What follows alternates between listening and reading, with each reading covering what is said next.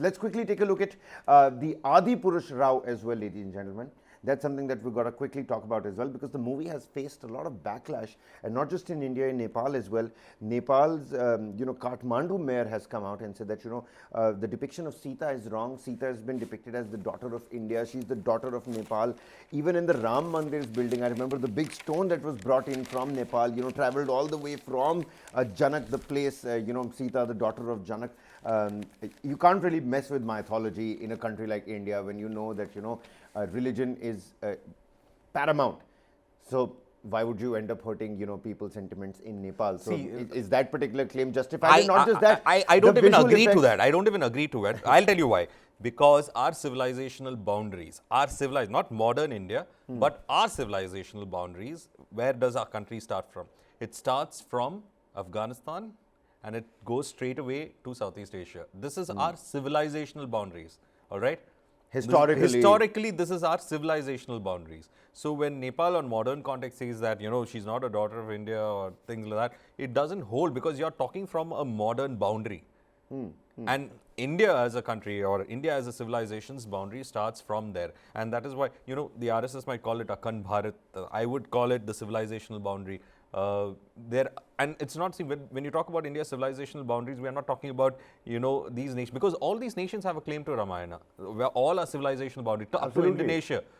You've got the Ravana being worshipped in Thailand and several other places as well. I mean, so I'm saying this is it's a huge epic, it's a civilizational epic. So nobody can lay, even for us, if we, even Indians can't lay a complete claim to Ramayana to a large extent.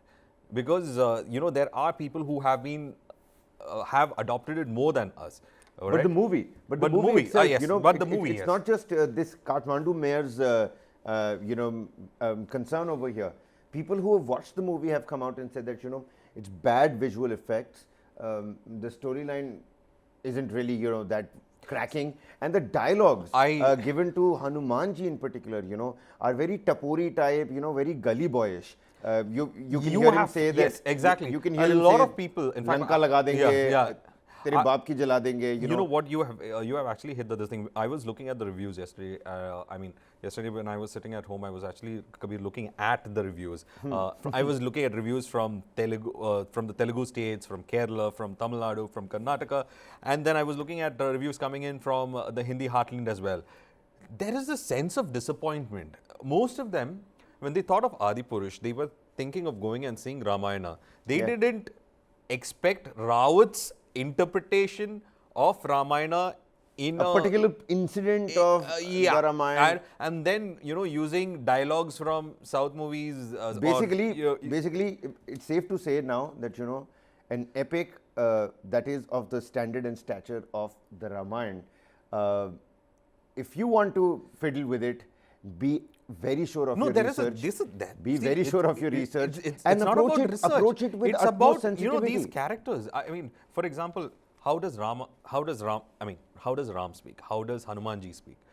You can't degrade them with these dialogues, for God's sake. I mean, you and I have grown on Ramayana that's come in Ramanand Sagar's Ramayana in 1987. We have all seen it. It's got some kind of an aura to it. You can't destroy that.